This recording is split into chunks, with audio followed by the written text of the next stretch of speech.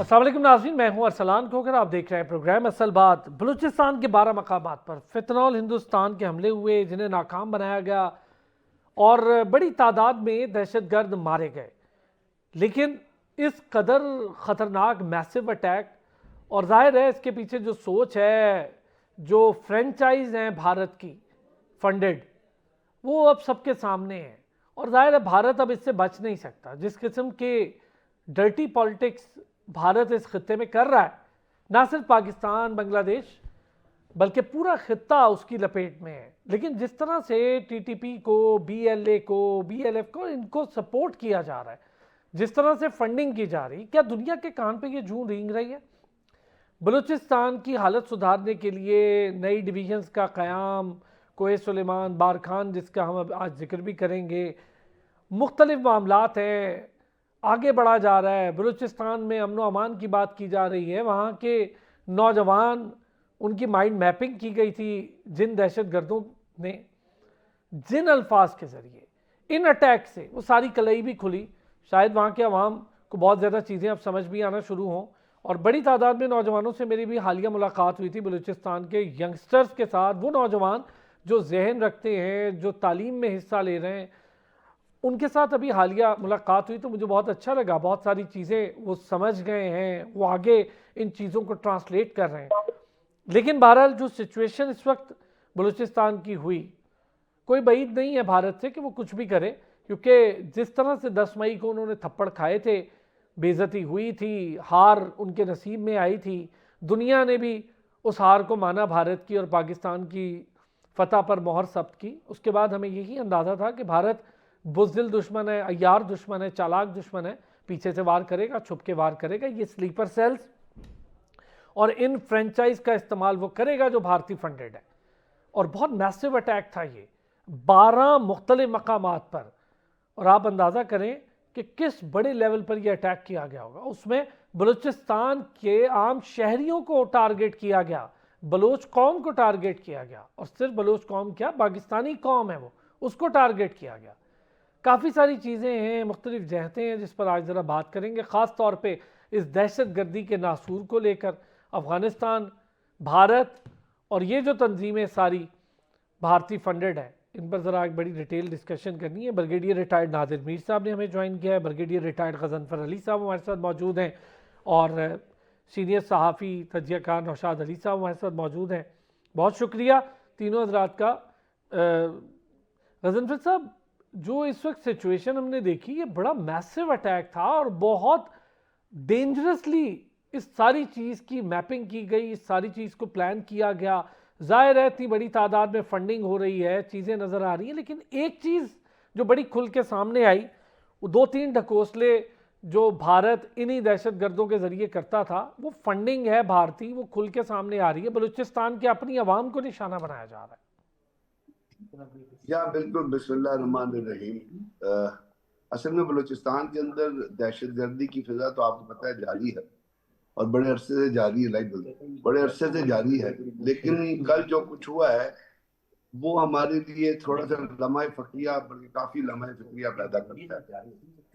और वो उसमें जहां तक तो सिक्योरिटी फोर्सेस की ऑडासिटी का, करेज का, हिम्मत का, रिस्पॉन्स का ताल्लुक है, वो अपनी जगह पे मुस्बत है, वो अपनी जगह पे अटल है, वो अपनी जगह पे खड़ी हुई है। जिससे आज आप देख रहे हैं कि कोई अभी जो स्टेटिस्टिक्स आ रहे हैं उसमें कोई 175 लोगों को जानम वासिल किया गया है और उनकी तस्वीरें भी रिलीज कर दी गई हैं। तो ये नहीं कि कोई कॉन्स्पिरेसी थ्योरी है, बल्कि उनकी तस्वीरें जो है वो रिलीज कर दी गई हैं। और उसके अंदर औरतें भी हैं, कोई 5 औरतें हैं जिनकी तस्वीरें आई हैं, जो खुदकश बम्बार में भी थी, नोशी के अंदर भी थी। लेकिन यहाँ जो चीज़ इस वक्त जो काइनेटिक ऑपरेशन जब होते हैं और जब वो कंडक्ट हो रहे होते हैं, तो उस वक्त उस कंडक्ट के दौरान फोर्सेस की हिम्मत, प्रोफेशनल स्किल देखी जाती है। तो वो प्रोफेशनल स्किल तो हमने डिस्प्ले कर दी। लेकिन अरसलान, सवाल ये पैदा होता है कि मैं कल शफात मुफ्ती की प्रेस कॉन्फ्रेंस सुन रहा था जिसमें उन्होंने कहा कि हमें इसकी अर्ली इंफॉर्मेशन थी। तो फिर मेरे जहन में एक चीज आई कि मैं क्वेटा को भी जानता हूँ, नौशी को भी जानता हूँ, जोब को भी जानता हूँ, दालबंदीन को भी जानता हूँ, और अगर आप टिपिकल अगर कोयटा की मिसाल ले लें, जहाँ पे सीट ऑफ द गवर्नमेंट है, जहाँ पे चीफ मिनिस्टर बैठा होता है और जहाँ पे उनका चीफ मिनिस्टर का दफ्तर है और चीफ मिनिस्टर का घर है, सरीना से आप जो नीचे जाते हैं वो एक ही रोड है। और कोयटा के अंदर जो है 3 तरफ से सड़कें आ रही हैं, सिब्बी से आती है, एक आपकी कलात वाली साइड से आ रही है, एक और रोड है जो एंटर हो रही होती है। हमारे यहाँ तो एक छोटा सा टके का वीआईपी मूव कर रहा होता है तो पूरा जो अपना शहर रहता है उसको सील कर देते हैं, चिड़ी को पर मारने नहीं देते। तो अब जो चीजें सामने आ रही हैं कि मुझे ये समझ नहीं आ रहा कि ये जो दहशतगर्द थे, जो मोटरसाइकिलों पे भी थे, पैदल भी थे, ये जरगून रोड पे, सरियाब रोड पे, वेस्टर्न बाईपास पे पहुंचे किस तरह? अगर आपके पास अर्ली इंफॉर्मेशन थी और अगर फर्ज करें किस तरह वो चीफ मिनिस्टर हाउस पे पहुंच जाते, वहां जाके वो किसी को यरगमाल बना लेते, तो आपकी कंडीशन क्या होती? तो इनवर्ड लुकिंग में आप देखेंगे तो आपको बहुत सारी फ्लॉज नजर आएंगी in the functioning of the provincial government, in the handling of the situation.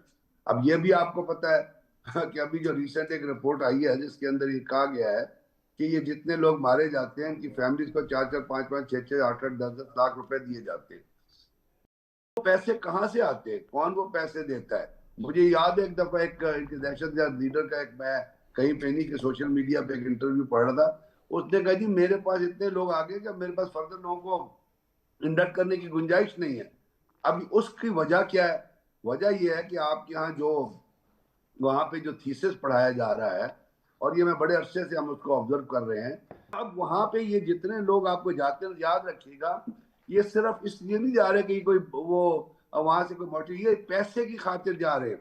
अब कल भी अगर एक कोई वीडियो जो चल रही है आपने देखी होगी बशीर जैब की, उसने रॉडो की तो घड़ी पहनी हुई है, उस घड़ी की कीमत ही मेरा ख्याल पता नहीं कोई वो करोड़ से तो ज्यादा की वो घड़ी है।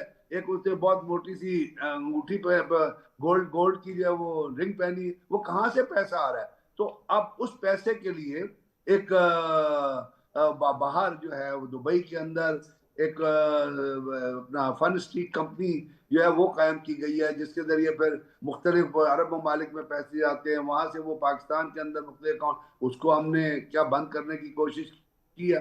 तो बहुत सारी ऐसी चीजें, फिर जब अगर ये इंटेलिजेंस आ रही है तो उसके हिसाब से चीजों को, यानी वो डिप्टी कमिश्नर के घर तक पहुंच गए नोशकी के अंदर, अगर आपके पास इंफॉर्मेशन थी तो आपने उसको सील क्यों नहीं किया?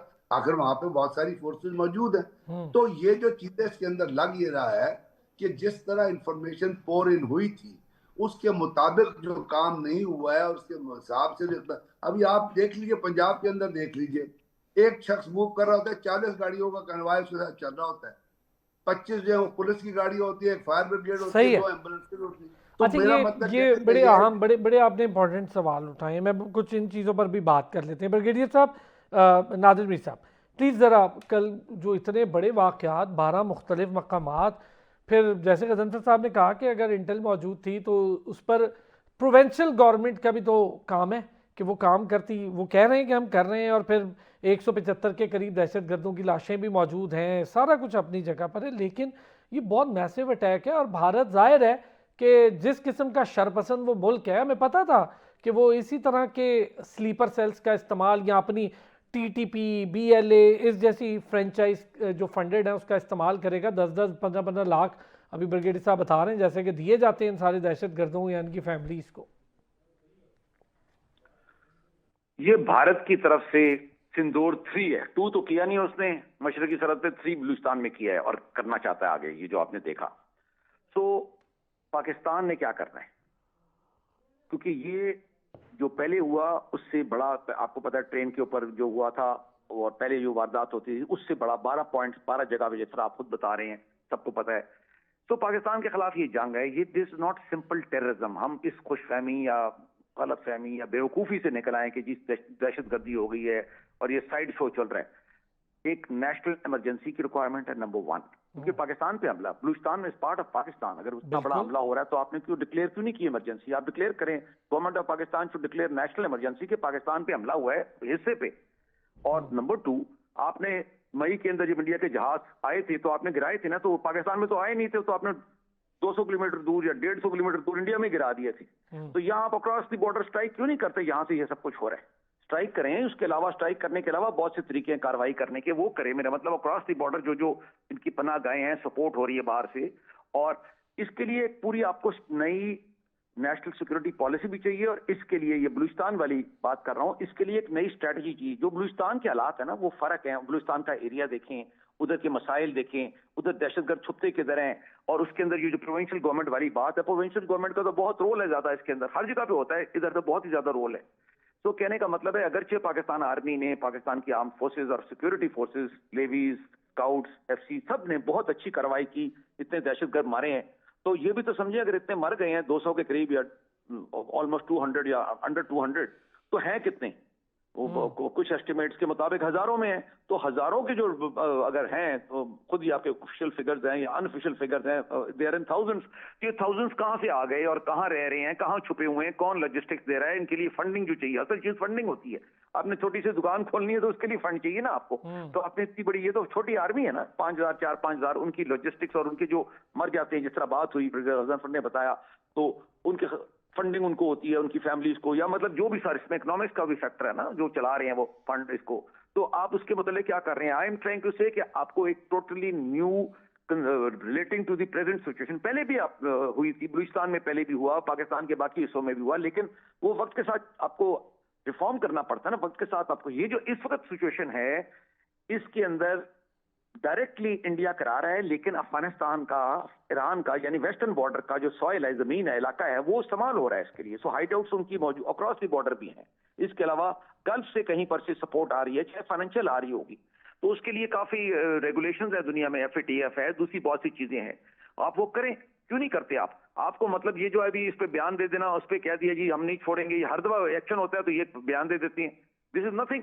आपको पूरी एक नई हिकमत अमली चाहिए इसके लिए, बलूचिस्तान की जो टेररिस्ट वॉर है उसको खत्म करने के लिए। And you have to finish it and you have to take it across.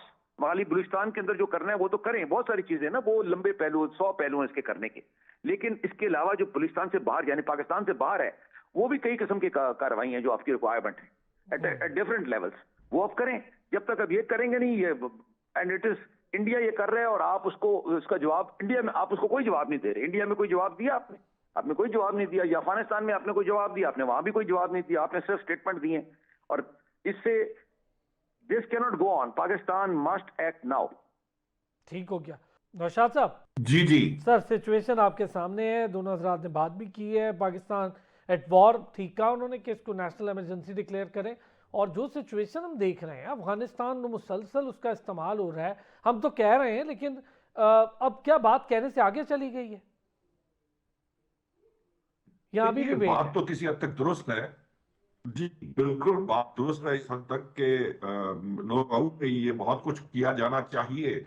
जिस तरह ब्रिगेडियर साहिबान ने, दोनों ने आपको जो सजेस्ट किया है या जिसके ऊपर उन्होंने पॉइंट आउट की, सारी कमी कोताहियां, खामियां दूर की जानी चाहिए, इसमें दो राय नहीं हो सकती। उसकी वजह ये है कि एक बात बहरहाल इंपॉर्टेंट है जो ब्रिगेडियर साहब ने कही कि ये बार बार हमारे सामने क्यों आता है। अब मसला ये है कि इसके अंदर एक बड़ी इंपॉर्टेंट जो चीज देखने वाली है, बतौर लेमैन आप कह लीजिए या बतौर जर्नलिस्ट, मैं ये समझता हूं कि मेरे लिए सबसे ज्यादा अहम ये था कि अगर फर्ज कीजिए कि कैपेसिटी वी हैव, कि अगर पहले ही हम इस तरह के अटैक्स आते थे तो हमें थोड़ा सा, जिसे कह लीजिए कि घंटों या शायद में भी बाज केसेस के अंदर हमें एक दिन से ज्यादा का वक्त लगा उन एरियाज को क्लीन कराने में। यानी जो कैपेबिलिटी टेररिस्ट की थी वो थोड़ी सी ज्यादा लीथल थी एज कंपेयर टू कि जब बलूचिस्तान के अंदर ये जो रिसेंट मामला अटैक्स आए हैं, इसके अंदर हमारा रिस्पॉन्स टाइम जो है ना वो बहुत बेहतर मुझे लग रहा था, क्योंकि हमने बहुत जल्दी उसको क्लीन किया। नहीं हुआ कि हम जो है पूरा पूरा दिन जो है वहां पर इनके साथ नंबर आजमा रहे। अब मामला ये है कि देखिए हुआ क्या, मेरी राय में तो ये इस तरह से हुआ, जो मुझे समझ में आई, जो CM साहब की प्रेस कॉन्फ्रेंस है या मोहसिन नकवी साहब की प्रेस कॉन्फ्रेंस या बातचीत थी, उससे जो मुझे समझ में आया वो ये था कि हमें ये इंफॉर्मेशन मिल, कोई कोलैबोरेटेड अटैक्स जो है वो होने जा रहे हैं और वो बड़े पैमाने पर हो सकते हैं। हमने एक दिन पहले, जब बतौर जो हमारे वजीर आला बलूचिस्तान है उनके, कि हमने एक दिन पहले ही ऑपरेशन शुरू कर दिया। मतलब ये था कि इंटेलिजेंस जैसे ही इन तक कंफर्म हुई होगी, इसके भी पैरामीटर्स ब्रिगेडियर साहिबान बेहतर समझते हैं कि कब किस वक्त जो है वो एक्ट किया जाता है, कितनी जिसे कहते हैं ऑथेंटिकेशन के बाद। लेकिन जब कभी हुआ होगा तो हमने जब वो अटैक किया तो हमने 41 दहशतगर्द उस ऑपरेशन के अंदर मारे, जो बेसिकली एक तरह बॉम्बिंग ऑपरेशन था, या जो हम एक तलाश कर रहे थे। उसका किसी हद तक ये मुझे समझ में जरूर है, हम उसका न्यूक्लियस तोड़ने में कामयाब हुए। उसकी वजह से ये जो इतने बड़े पैमाने पे अटैक हुए, अगर हम वो पहला ऑपरेशन ना करते तो हो सकता था कि ये दहशतगर्द जरा कोई सक्सेस लेने में कामयाब होते। अभी फिलहाल जो मामला है इस की हद तक, वो यकीनन मैं समझता हूं कि वो बड़ी सक्सेस इसलिए भी थी कि उसके अंदर कोई दहशतगर्द भाग बच के जा नहीं सका, यानी जहां जहां अटैक किए गए वो तमाम दहशतगर्द जो है वो खत्म कर दिए गए। अब जो मामला उससे अगला है, जो अब इस वक्त आपने जिसकी बात की है, जो कल जारी रहा, और ये जो स्वीपिंग हो रही है वहां पर, और ये जो क्लीनिंग हो रही है, जो इस ऑपरेशन को जो भी नाम दिया जाता है, कि उसके दौरान भी हम मुसलसल उनके दहशतगर्द मार रहे हैं। हमने 22 मजीद मार दिया, वो टोटल फिगर जो है 177 तक का कोट किया जा रहा है। इससे शायद ज्यादा हो या कुछ कम हो, जो भी होगा। असल मामला ये है, कैपेसिटी होती है किसी भी चीज की। हमारी कैपेसिटी वॉर ऑन टेरर के अंदर इस हद तक जरूर आ चुकी है कि हमारे 2 प्रोविंसेस जो है वो कंप्लीटली सेफ नजर आ रहे हैं हमें। बलोचिस्तान बहुत बड़ा रकबा है, उसको हैंडल करना इतना आसान है ही नहीं, सिक्योरिटी फोर्सेस के लिए भी नहीं है। आपको DGISPR की प्रेस कॉन्फ्रेंस याद होगी, उन्होंने कहा था कि ये इतना बड़ा बॉर्डर है KPK का और बलूचिस्तान का, कि उसको हमारे लिए बड़ा मुश्किल है कि हम हर जो जिसे कह लीजिए कि चेक पोस्ट इस हिसाब से लगाएं। बिल्कुल। अच्छा, या हम इसमें उसको एक इंपॉर्टेंट पहलू सर, मैं एक छोटे से ब्रेक के साथ आपके साथ शुरू करता हूँ। एक बात, ये सहूलतकार, ये तो जाहिर वहीं मौजूद होते हैं, सहूलतकारी के बगैर ये नहीं हो सकता। कॉमिंग ऑपरेशन स्टार्ट हो गया, उसमें 41 दहशतगर्द मारे गए। कैपेसिटी जो बहुत बड़े लेवल पर एक मैसिव अटैक था, उसकी कैपेसिटी को कंट्रोल किया गया, और रिस्पांस की वजह से, यानी फौरी जो क्विक रिस्पांस है, उसकी वजह से ये कोई घंटों या 2-3 दिन नहीं, खुदा ना खास्ता ये मामला हमारे सामने रहा, इसको फौरी तौर पर ख़त्म किया। इससे पहले पुलिस ट्रेनिंग सेंटर में हमला और दीगर मामला रहे, उसको थोड़ा लंबा चलना पड़ा, लेकिन अब हमने अपनी कैपेसिटी बिल्डिंग भी की है।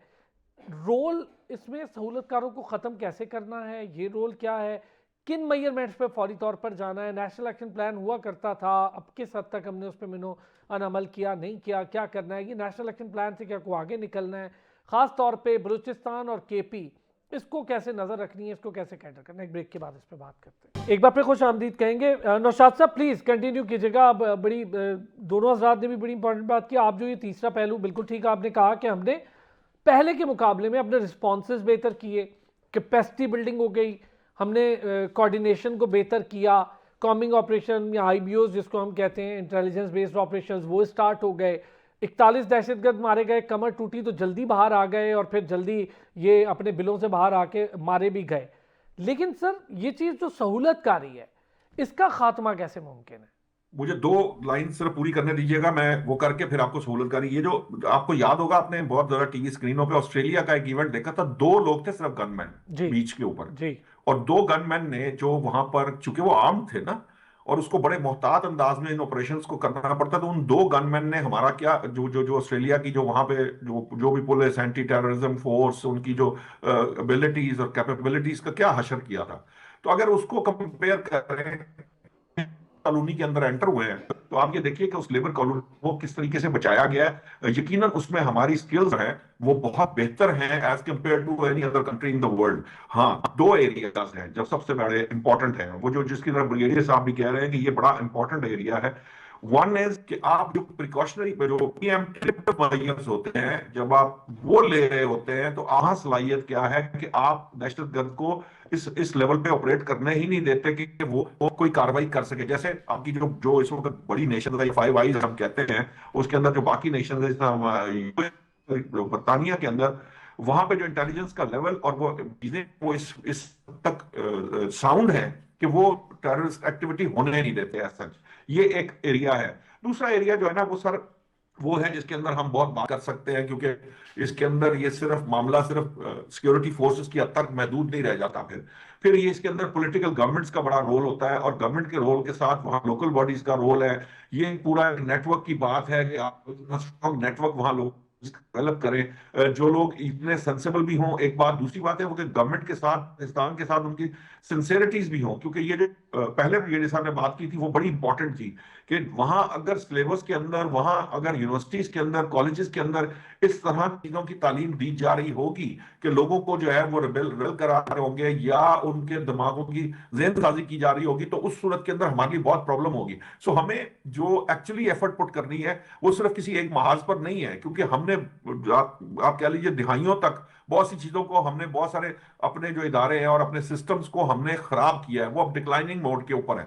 हमें उसको दोबारा वाइब्रेंट करने के लिए, एफिशिएंट बनाने के लिए हमें बहुत सा काम और बहुत सी मेहनत करनी पड़ेगी, और उसके लिए बहुत सा फाइनेंस भी दरकार है। जो अब एक बहुत बड़ा कंस्ट्रेंट हमारे सामने आता है वो फाइनेंशियल उसका भी है, स्ट्रीम का भी है, जो कि हम हमारे लिए बड़ा लिमिटेड है। आप देखिए इंडिया ने आज अपना 15 से 18% अगर बढ़ा दिया, तो पाकिस्तान के लिए उसको जरा सा भी इंक्रीज करना वो बहुत टफ हो जाएगा, क्योंकि आप पहले ही लिमिटेशंस बहुत ज्यादा है। सो ये जो फाइनेंशियल लिबर्टी है, जब तक आपको ये जैसे कह लीजिए कि वो नहीं होती आपके हाथ में, तब तक आप उस तरह एक्ट नहीं कर सकते जिस तरह आप उन नेशंस के बारे में बात करते हैं जो बहुत डेवलप्ड है। अब हमारे लिए प्रॉब्लम ये है कि हम इस वक्त एक उलझाव में आ चुके हुए हैं, हम एक सिस्टम में, एक मसले में उलझे हुए हैं। हमें ये दो काम बैक करने हैं, और उसके लिए हमें बड़ी बुर्दबारी और बड़े जिसे कहते हैं फूक फूक कदम रखते हुए आगे बढ़ के अपने आप को सेटल करना है। बेहतरी जरूर है, होने वाला मामला अभी हमारे सामने नहीं है। जो पॉलिसीज वाले मामले हैं वो हमें ऊपर काम करने की जरूरत है, वहां कहीं हम लैग करते हैं, क्योंकि हमने ये देखा है कि जो सिक्योरिटी फोर्सेस हैं वो अपना जो उनका जो मैंडेट है या अपने जो लेवल पे काम है, क्योंकि वो मेरिट पे काम कर रहे होते हैं और एफिशिएंट होते हैं और अपनी मेरिट को जो फॉलो करते हैं, डिसिप्लिन रहते हैं, इस वजह से वो अपने सिस्टम को जारी रखते हैं। उसमें बाज़ का सिविलियन सिस्टम को प्रॉब्लम भी आती है, सिविलियंस उसके ऊपर आर्ग्यूमेंट भी करते हैं, बट स्टिल वो अपने आप को इंटेक्ट रखते हैं, जिसकी वजह से उनका इदारा जो है या उनकी जो फोर्सेस है या उनका जो सिस्टम है वो अभी तक वाइब्रेंट और इंटैक्ट है। जो बाकी हमारा सिविल स्ट्रक्चरल सिस्टम है वो बुरे तरीके से नाकाम हो चुका है। अब उसको डिक्लाइनिंग मोड से दोबारा खड़ा करना, वाइब्रेंट बनाना, एफिशिएंट बनाना जो है वो एक हिलेरियस टास्क है, वो आसान काम नहीं है, लेकिन मुमकिन भी नहीं है। सो हमें हर हाल के अंदर उसके ऊपर काम करना, और उसके लिए सबसे ज्यादा इंपॉर्टेंट बात ये होगी कि हमें उन चेहरों को, उन लोगों को सामने लाना है जो वतन से मोहब्बत रखते हैं, जो वतन के लिए ठीक है, सब कुछ करने को आपने एक तैयार बड़ा होते इंपॉर्टेंट हैं। पहलू एक सर चीज, उठाया एक है बात सिर्फ एक लाइन कहने के दीजिए। जी। एक जो हमारे यहाँ ये जो पर्सपेक्टिव है कि जो बुजुर्ग हो जाते हैं उनको हम बिठा देते हैं घरों में, जो कि जिनकी स्किल्स समटाइम्स वो बहुत हाईली स्किल्ड होते हैं। मैं ये समझता हूं कि हमारे यहाँ जो सीनियर सिटीजन है इनका एक ऐसा पूल डेवलप होना चाहिए जो कम से कम थोड़ा एफिशिएंट नेटवर्क को अच्छे तरीके से बचाए बगैर निजाम को दोबारा रीवैम्प करने के लिए उनका एक ऐसा निजाम बनाए कि वो सब मिलजुल के काम करें और पूरे पाकिस्तान के अंदर इस तरह से काम करें कि आपकी यूथ की डायरेक्शन को वो ठीक रख सके और उसके लिए बड़ी बेहतरी ला सके। उसके अंदर ये करना बहुत जरूरी है इस वक्त। बहुत अच्छे सर। ये जो फाइनेंशियल चेन है ब्रिगेडियर नादिर साहब, ये कैसे तोड़ी जाए? सहूलतकारी का खात्मा कैसे किया जाए? ये सहूलतकार ही तो हैं जिनकी वजह से इंटरनली स्लीपर सेल्स एक्टिव हो जाते हैं, और ये जो सहूलतकारी के साथ फाइनेंस, भारत बड़े आराम से अफगानिस्तान का इस्तेमाल, अफगानिस्तान ज़ाहिर है बॉर्डर है, किसी न किसी तौर हो जाता है। होने वाली चीज़ दहशतगर्दी का वाक़या तो इंग्लैंड की मैराथन में भी हुआ, ऑस्ट्रेलिया भी हुआ, हमने अभी रिसेंटली देखा, लेकिन इसका जो फाइनेंशियल चेन तोड़ना ये कैसे होगा? ये जो अभी बलूचिस्तान में हुआ है इसको आप दहशतगर्दी कहना छोड़ेंगे तो आपका मसला हल होगा। Because you keep calling it terrorism, आप उसको रिलेट करते हैं कि बरतानिया में हुआ या फ्रांस में हुआ या किसी और दुनिया के कोने में हुआ, वहां एक हादसा हो गया या दो हो गए, या ऑस्ट्रेलिया में हुआ या किसी जगह भी। दिस इज नॉट वन हादसा, it has been going on and it is rising and rising. अभी 12 पॉइंट्स पे अटैक हुए हैं, there are thousands of people involved, जो टेररिस्ट हैं, तो this is a complete terrorist army, it's a small army. तो इसको आप टेररिज्म कहेंगे तो आपका मसला हल नहीं होगा। सबसे पहले तो आप मतलब नॉट यू, मैं आपकी बात नहीं कर रहा है एंकर, मैं तो पाकिस्तान की बात कर रहा हूँ। जो लैंग्वेज है ना वो सही करनी, क्योंकि हम थोड़ा सा पहले इनको कहते थे मिसक्रिएंट्स। ऑफिशियल आप देख लें, अखबार पढ़ लें, न्यूज चैनल्स देख लें, आप उनको मिसक्रिएंट्स कहते थे, फिर आपका उनको नाराज कहते थे। जो आप इन किस्म की चीजों में फंसेंगे तो फिर you can't solve the problem. Anybody who picks up a weapon and terrorizes people or fights or kills, उसके लिए तो सिर्फ एक ही सोल्यूशन है, उसके साथ ना बात हो सकती है, ना उसको कोई और नाम दिया जा सकता है। Is enemy of Pakistan, attacking Pakistan, उसका तो एक ही हाल है। जब इंडिया के जहाज आए थे तो क्या ऊपर आपने जाके उनके साथ कोई मैसेजिंग की थी उनको?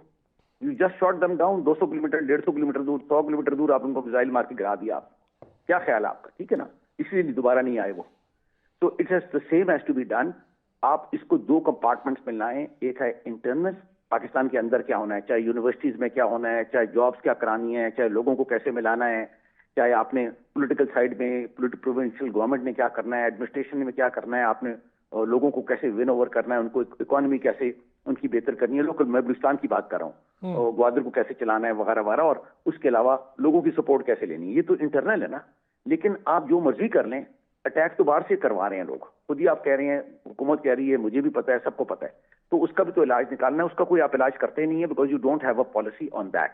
सो आपको एक नई पॉलिसी चाहिए, जो हालात होते हैं ना, पॉलिसी या स्ट्रेटजी उसके मुताबिक होती है, हिकमत अमली उसके मुताबिक होती है, जो हालात होते हैं एनवायरनमेंट के मुताबिक, पॉलिसी भी उसके मुताबिक होती है। So there is a need to change और रिफॉर्म दी ओल्ड आइडियाज, और ये पुरानी घिसी पिटी बातें छोड़ दें। इस वक्त you are facing a war threat. उसकी शक्ल सिंदूर 1 में कन्वेंशनल रवायती वॉर की थी, एयरफोर्स और रॉकेट चले थे। सिंदूर 2 अभी तक हुई नहीं, सिंदूर 3 कह लें उसको, जो मर्जी नाम देना चाहें, बलूचिस्तान से वो टेररिस्ट वॉर कर रहे हैं। तो आप इसको जंग के तौर पे डील करें, अक्रॉस द बॉर्डर आपने जो करना है करें, और उसके लिए आपको एक पूरी सोच चाहिए ना, थिंकिंग चाहिए, और उसके लिए आपके अलावा दूसरे मुल्क इन्वॉल्व है ना, तो आप भी दूसरे ममालिक के साथ मिलें इसको आप, और उसको आप खाली बंद कमरों में चंद लोगों की डिसीजन नहीं, इसमें नेशन को मोबिलाइज करें। आप कौम को साथ लेके आए, बलूचिस्तान के अंदर भी, पूरे पाकिस्तान के अंदर भी। वो तभी होगा ना अगर आप सीरियस होंगे। आपको उसको नेशनल इमरजेंसी तो डिक्लेयर नहीं करते, आप बसंत को कैंसिल करें, आप मैचेस को कैंसिल करें, you go on war footing, फिर आप जंग को जीतेंगे ना। गजनफर साहब, बकीर साहब, दो चीज़ें, एक तो यही कि ये जो हाइड आउट्स और सहूलतकारी है, दूसरा ये फाइनेंशियल चेन को कैसे तोड़ते हैं।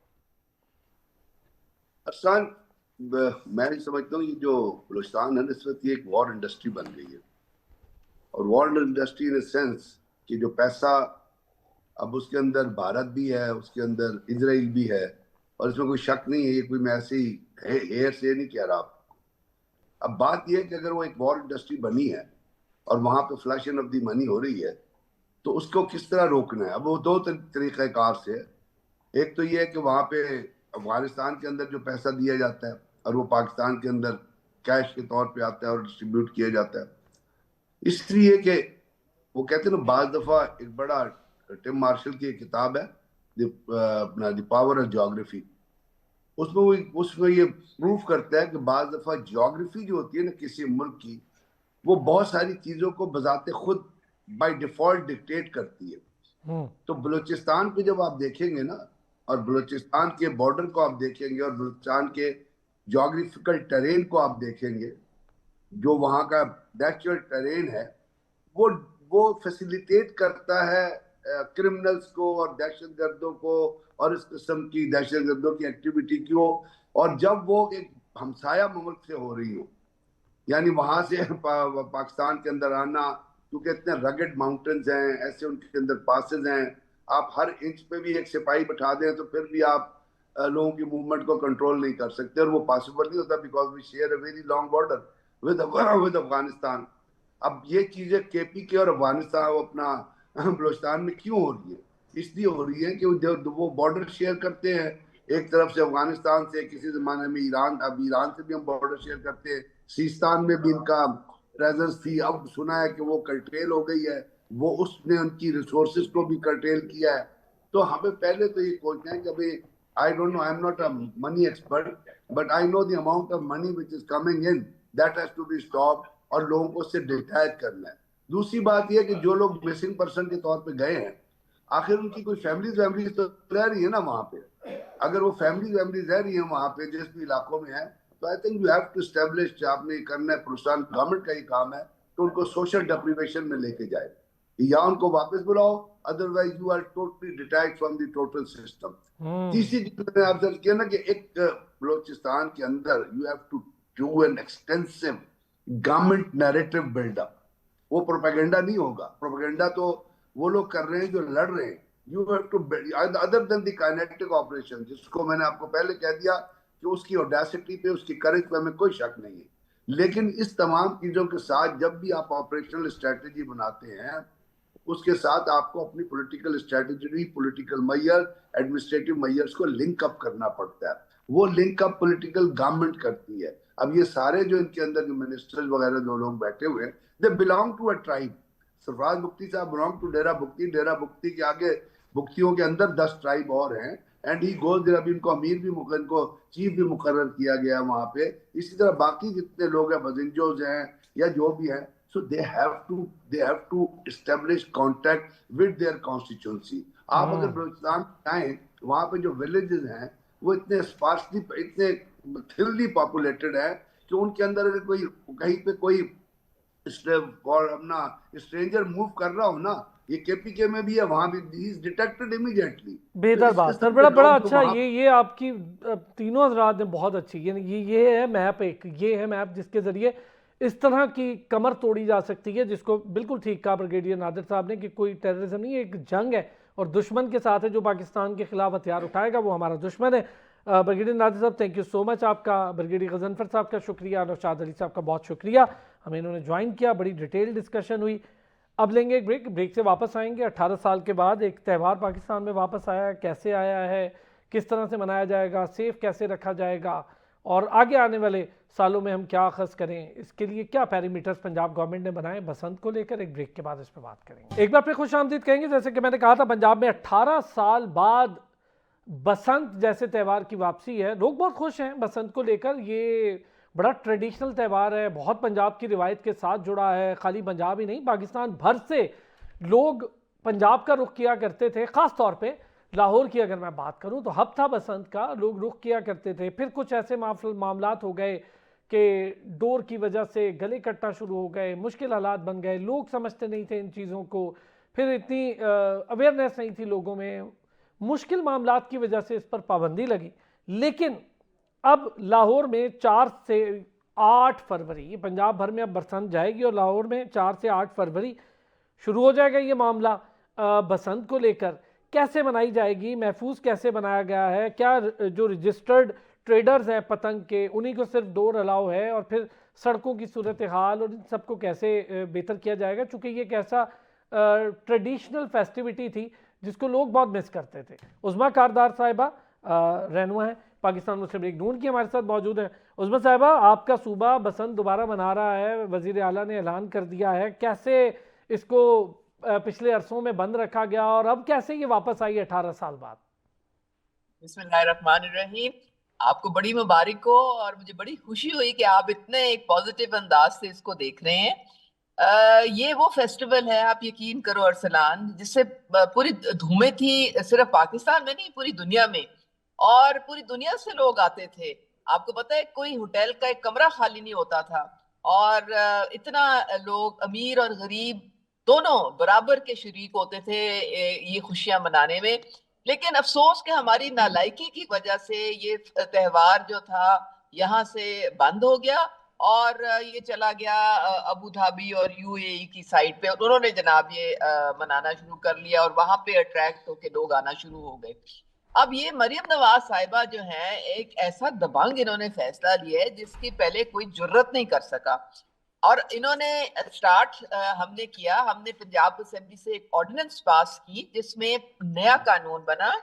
उस कानून के तहत एक महदूद एरियाज में ये बसंत का त्यौहार मनाने की इजाजत दी गई है, और तमाम जितने भी डोर बनाने वाले और जो पतंगे बनाने वाले हैं वो रजिस्टर हुए हैं, उन पे बाकायदा उनकी मॉनिटरिंग हो रही है, क्रैकडाउन किए गए हैं, और किसी की जुर्रत नहीं। अब आप देखें अरसलान, कभी आपने पहले देखा है, मैं भी माल रोड से मैं आ रही थी, कोई ऐसा मोटरसाइकिल सवार नहीं जिसने प्रोटेक्टिव रॉड ना लगाई हो, कोई ऐसा मोटरसाइकिल सवार मुझे तो नजर नहीं आ रहा जिसने हेलमेट ना पहनी हो। इसे कहते हैं कानून की पासदारी करवाना और इम्प्लीमेंटेशन करवाना किसी कानून की। पहले आपने देखा ना, शुरू होता है थोड़ा सा जुर्माना होता है, वावेला होता है, फिर हालात बैक टू स्क्वायर वन हो जाते हैं। लेकिन मरियम नवाज साहिबा कहती हैं कि आपकी हिफाजत के लिए कानून बनाए जा रहे हैं, आप ये अगर हिफाजती तदाबीर आप फॉलो करेंगे तो सवाल ही पैदा नहीं होता कि भाई मोटरसाइकिल पे कोई हादसा हो या कोई पतंग की वजह से या डोर की वजह से, जिस तरह पीछे आपको पता है जिस तरह से हादसा होते रहे हैं, और बड़े अफसोसनाक किस्म, मतलब बड़ा बड़ा दुख और गम और रंज होता है सुन के कि इस तरह से हुआ है। और अपनी नालायकी है, क्योंकि हम नहीं कंट्रोल कर पाते, हम कानून नाफिज नहीं कर ये आपने पाते। बड़ा अच्छा कहा कि हुकूमत की जिम्मेदारी है, लेनी चाहिए। आप जैसे लोग जो असेंबलियों में बैठे हैं, बहुत अच्छी बात है, ये सुनते हैं तो अच्छा लगता है कि जिम्मेदारी तो उठा रहा है कम से कम कोई। 2246 के करीब रजिस्टर्ड जो ट्रेडर्स हैं, सिर्फ वो पतंग और डोरें बेच पाएंगे। आम तौर पर गली मोहल्लों में हर कोई नहीं बेचेगा। अच्छा, वो जो रजिस्टर्ड हैं उससे क्या मुराद है? इनको रजिस्टर्ड करने से क्या चीज़ महफूज हो जाएगी? जो ऐसी डोर जो गैर कानूनी चीज़ है वो नहीं इस्तेमाल होगी। दूसरा, लाहौर तक महदूद होगी। फिर तीसरा, कोई तरानों के हवाले से भी बात की गई, ज़रा वो भी बताएं हमें। देखिए, मरियम नवाज साहिबा ने एक बहुत बड़ा जो है जिम्मेदारी अपने कंधों पे ली है, और उसको निभाने के लिए ये जो रजिस्टर्ड हैं उनकी मॉनिटरिंग हो रही है। वो जो है उनकी जाके पूरा देखा जा रहा है कि वो एक कायदे कानून के मुताबिक ही चीजें बना रहे हैं कि नहीं बना रहे। अब अगर आप शुतर बेमुहार एक चीज छोड़ दें और एक ऐलान करके तो आप घर जाके सो जाएं, तो फिर तो मामला नहीं इस तरह से चल सकता ना। तो हर चीज की मॉनिटरिंग हो रही है। मरियम नवाज साहिबा ने अपने डैशबोर्ड लगाए हुए हैं अपने दफ्तर में, जहाँ पे अभी भी मैं वहां सीएम ऑफिस गई थी तो उनकी पूरी चीफ सेक्रेटरी के साथ और सारे मिनिस्टर्स के साथ और सारे इंतजामिया के साथ इसी मौजू पे मीटिंग्स हो रही थी कि किस तरह से हमने इसको हर तरीके से सेफ बनाना है और इसको हमने किस तरीके से इसकी ना मॉनिटरिंग करनी है। तो ये आप देखेंगे कि बहुत अल्हम्दुलिल्लाह 4 दिन खूब मौज मिला करेंगे लाहौर के बसने वाले, और छतें ऑलरेडी बुक हो चुकी हैं, और हम भी उम्मीद कर रहे हैं कि शायद कीमे वाला नान हमें कोई मिल जाएगा जाके किसी छत पे, और हम भी पतंग उड़ा लेंगे। लेकिन देखें, ये जो इस तरह के ना जो सियासी रंग अगर देना है तो वो उससे फिर जो है हालात बिगड़ जाते हैं, इंतशार भी फैलता है, लड़ाई झगड़े का भी खौफ होता है। तो सियासी कोई किसी को इजाजत नहीं दी जाएगी सियासी रंग की। तो वो क्योंकि हुकूमत की जिम्मेदारी है, मरियम नवाज साहिबा की जिम्मेदारी है, तो वो सिर्फ चाह रही हैं कि लोग एंजॉय करें, रिलैक्स करें। एंटरटेनमेंट की बड़ी शदीद किल्लत है हमारे, इतनी मुश्किल जिंदगी लोगों की हो गई है, कोई उनको आराम से रिलैक्स करने का। तो ये बेहतरीन मौका है कि दोबारा बरसात आ रही है, और इंशाल्लाह ताला जब ये सेफली 4 दिन हो जाएगी तो फिर ये एक रूटीन से बाकी पंजाब में भी अच्छा, इंशाल्लाह एक चीज़ बड़ी अच्छी प्लान की गई, वो छुट्टियां जो लॉन्ग वीकेंड, जिसका मोहतरमा मरियम नवाज साहिबा ने अपने ट्विटर के जरिए भी सारों को पैगाम दिया कि लॉन्ग वीकेंड है, इसको एंजॉय करें। तो ये एक अच्छी चीज़ होगी कि जो मशीनरी है, जो वर्किंग मशीनरी, यानी आपकी सारी पुलिसिंग सिस्टम हो गया, कमिश्नर, डिप्टी कमिश्नर, ये सारी सिस्टम को काम करना भी आसान होगा। सड़कों पर मामूल के मुताबिक ट्रैफिक भी उस तरह नहीं होगी। तो ये मशीनरी को कैसे हिदायत दी गई हैं कि ये इसको सेफ बनाने के लिए अपना काम करें, और कोई ऐसा भी ना हो कि किसी को कोई डर हो कि पतंग पे अगर कोई उड़ा रहे हैं छत पे तो पुलिस भी उसको तंग ना करे, और गैर जरूरी जो चीज़ें जिससे लोग परेशान होते हैं, इससे कैसे बचाएंगे? नहीं। देखें, ये सबको पता है इंतजामिया रेड अलर्ट पे है, और उनको मिनट टू मिनट इंस्ट्रक्शंस मिल रही हैं। सारी इंतजामिया जो है वो इस सिलसिले में, अब क्रिकेट मैच भी हो रहे हैं, उनकी भी सिक्योरिटी है, वो भी प्रोवाइड की जा रही है। देखिए ना, दो दो चीजें हो रही हैं, लेकिन वो सारी चीजें अगर आप एक प्रॉपर गवर्नेंस करें, एक प्रॉपर आपकी जो इंतजामिया मुतहर्रिक हो, तो कोई ऐसा प्रॉब्लम नहीं है कि हम उसको हल ना कर सके। ये अलबत्ता मैं जरूर आपके तवज्जुह से मैं बात पहुंचाना चाहूंगी हर एक को कि मोटरसाइकिल सवार अगर प्रोटेक्टिव रॉड उन्होंने नहीं लगाई हुई है तो वो मोटरसाइकिल उनको इजाजत ही नहीं होगी चलाने की। तो ये जरा सोच लें, ट्रेन में रख लें कि ये जब्त कर ली जाएगी मोटरसाइकिल, फिर आप घर बैठ के तालियां बजाएंगे। तो बेहतर है आप कानून जो है उसको फॉलो करें। एक तो चलेंगे, बिल्कुल आखिर में हमें ये भी बताएं, क्या आप सोच रहे हैं, क्या आप लोगों का विजन है कि चलें ये अगर कामयाबी से हो जाता है, और अल्लाह करे इंशाल्लाह कामयाबी से हो, हमारी दुआ है, और बड़ी हिफाजत के साथ हो जाता है और जानो माल सबकी हिफाजत रहती है, जिसका हम दुआगो भी हैं, बड़ा अच्छा त्यौहार है, ट्रेडिशनल त्यौहार है, ये हो जाता है, तो अगला स्टेप इसका अगले साल हम देख सकते हैं दीगर शहरों में भी हो? बिल्कुल इंशाल्लाह होगा। बिल्कुल आप बेफिक्र रहें, पंजाब में तो सब शहरों में फिर होगा, क्योंकि फिर लोगों को पता चल जाएगा कि इसको महफूज तरीके से भी मनाया जा सकता है। और इससे देखें रेवेन्यू कितना जनरेट होता है, कितने लोगों के कारोबार दोबारा चल पड़े जो ठप हुए थे सारे। आपको पता है कि मतलब है कि 20 साल और उससे पहले इतना फॉरेन एक्सचेंज आता था, और हर किस्म से लोग जो हैं वो इसको एंजॉय करते थे। इंशाल्लाह ताला मरियम नवाज साहिबा की पूरी कोशिश है कि लोगों को ये इस त्योहार से वो जो है वो रिलैक्स करें, उनके थोड़ा सा जो एक टेंशन में जिंदगियां गुजर रही हैं वो थोड़ा सा कम हो। और जो है एक ये साइन है एक पीसफुल जो है एनवायरनमेंट चलें, का। कम से कम जो अपने सूबे का हेड है वो ये सोच रहा है कि अपनी आवाम को एक अच्छा माहौल और महफूज माहौल फराम किया जाए। उस्मा कारदार साहब, बहुत शुक्रिया आपका, बड़ी डिटेल डिस्कशन हुई। नाज़रीन, आपका भी शुक्रिया। फिर कल होगी आपसे मुलाकात, अपना ख्याल रखिएगा।